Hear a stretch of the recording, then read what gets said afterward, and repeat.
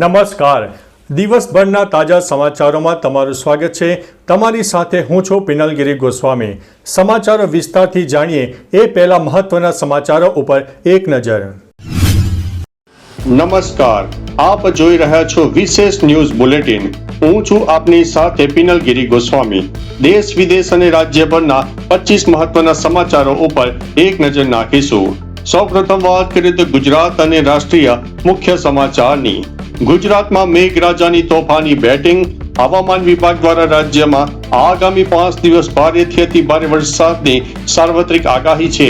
4 મોટી વરસાદની સિસ્ટમ સક્રિય થતા વહીવટી તંત્ર અત્યારે એલર્ટ મોડ ઉપર આવી ગયું છે. મિત્રો, સુરતની વાત કરીએ તો સુરતમાં કટોકટી જેવી પરિસ્થિતિ. સુરત અને આસપાસના વિસ્તારોમાં ધોધમાર વરસાદના પગલે કલેક્ટરે તમામ અધિકારીઓને આગામી 48 કલાક સુધી હેડક્વાર્ટર ન છોડવા માટે કડક આદેશ આપી દીધા છે. નવસારીમાં મિત્રો જળબંબાકારની પરિસ્થિતિ સર્જાઈ છે. ભારે વરસાદની ગંભીર પરિસ્થિતિને જોતા નવસારી જિલ્લાની તમામ શાળા અને કોલેજોમાં શૈક્ષણિક કાર્ય બંધ રાખવાનું અને રજા જાહેર કરવામાં આવી છે. મિત્રો, અમરેલીમાં પણ આકાશી આફત જોવા મળી. ધાતરવડી 2 ડેમમાં પાણીની વિપુલ આવક થતા ડેમના 10 દરવાજા ખોલી નાખવામાં આવ્યા છે. નીચાણવાળા ગામોને તાકીદ માટે એલર્ટ કરી દેવામાં આવ્યા છે. પાવાગઢ બન્યું છે હિલ સ્ટેશન. પંચમહાલ જિલ્લામાં સાર્વત્રિક વરસાદથી યાત્રાધામ પાવાગઢ વાદળોની ચાદરમાં લપેટાયું છે. કુદરતી સૌંદર્ય ખીલતા પ્રવાસીઓની ભારે ભીડ પણ જોવા મળી રહી છે. 2008 અમદાવાદ બ્લાસ્ટ કેસમાં મોટો વળાંક. સ્પેશિયલ કોર્ટના ફાંસીના ચુકાદા પર ગુજરાત હાઈકોર્ટમાં ડે ટુ ડે સુનાવણી પૂર્ણ. ગમે ત્યારે આવી શકે છે ઐતિહાસિક આખરી નિર્ણય. Gujarat hi-tech rubber dam. છોટા ઉદેપુરની હિરણ નદી અને તાપીની અંબિકા નદી પર સાઉથ કોરિયન ટેકનોલોજીથી બનેલા દેશના પ્રથમ એરફિલ્ડ રબર ડેમનું કામ અંતિમ ચરણોમાં જોવા મળી રહ્યું છે. મણિપુરમાં મોટો આતંકી હુમલો. ઉખરુલ જિલ્લામાં આસામ રાઇફલ્સના કાફલા પર આતંકવાદીઓ દ્વારા કરાયેલા ઘાતકી આઈઈડી બ્લાસ્ટ અને અંધાધૂંધ ફાયરિંગમાં દેશના 2 બહાદુર જવાન શહીદ થયા છે. ઉદ્યોગો માટે મિત્રો સોનેરી તક. મુખ્યમંત્રી ભૂપેન્દ્રભાઈ પટેલે ગાંધીનગરના મહાત્મા મંદિર ખાતેથી રાજ્યની નવી વિકસિત ગુજરાત ઇન્ડસ્ટ્રીયલ પોલિસી 2026 સત્તાવાર રીતે લોન્ચ કરી દીધી છે. પીએમ મોદીનો મિત્રો મેગા પ્રવાસ. વડાપ્રધાન નરેન્દ્રભાઈ મોદીએ ગુજરાતના સાણંદમાં સીજી સેમી કન્ડક્ટર પ્લાન્ટનું ઉદ્ઘાટન કર્યું અને રાજસ્થાનમાં કરોડોના પ્રોજેક્ટની પણ ભેટ આપી છે.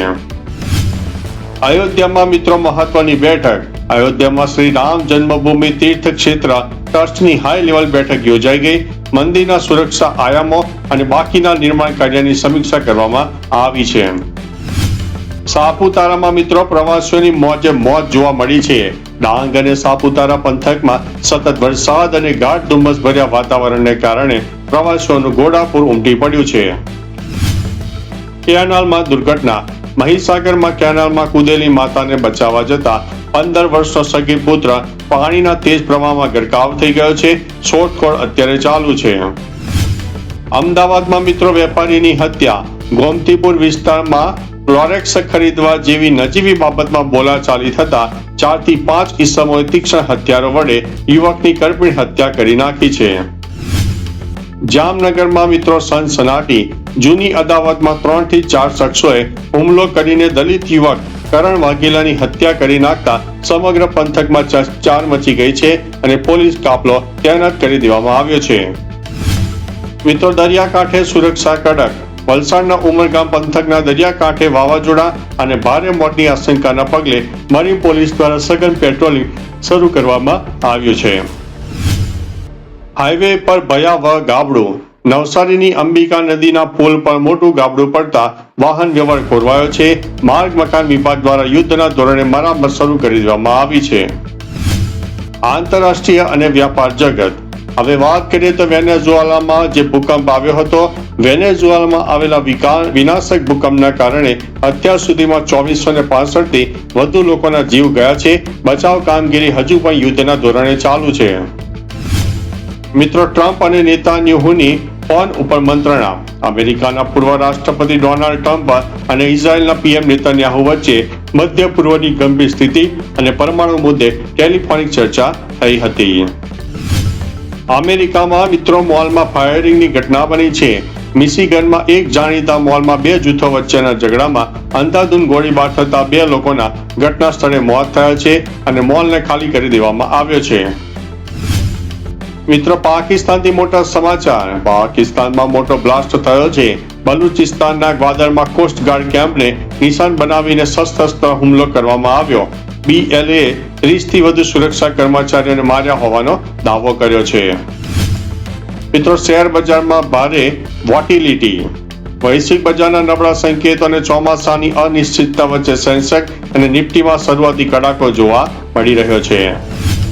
સોના ચાંદીના ભાવમાં ઉછાળો. આંતરરાષ્ટ્રીય સ્તરે ચલણમાં ફેરફાર થતા સ્થાનિક બજારમાં સોના અને ચાંદીના ભાવ ફરી એકવાર આકાશને આંબવા માટે લાગી ગયા છે. IT સેક્ટરમાં નવી નોકરીઓની તક. ભારતીય IT કંપનીઓ દ્વારા ડિજિટલ ટ્રાન્સફોર્મેશન અને AI પ્રોજેક્ટ માટે આગામી ક્વાર્ટરમાં મોટા પાયે ભરતી કરવાની જાહેરાત કરવામાં આવી છે. મિત્રો, મોંઘવારીનો ડામ. કાચા તેલના આંતરરાષ્ટ્રીય ભાવોમાં વધારો થતા આગામી દિવસોમાં કોમર્શિયલ ગેસ સિલિન્ડર અને ઈંધણના ભાવ વધવાની આશંકા છે. તો મિત્રો, આ હતી અત્યાર સુધીની હેડલાઇન્સ. આપણે ફરીથી પડે પડની સચોટ અને વિગતવાર માહિતી માટે મળતા રહીશું. ત્યાં સુધી અમને રજા આપશો. નમસ્કાર.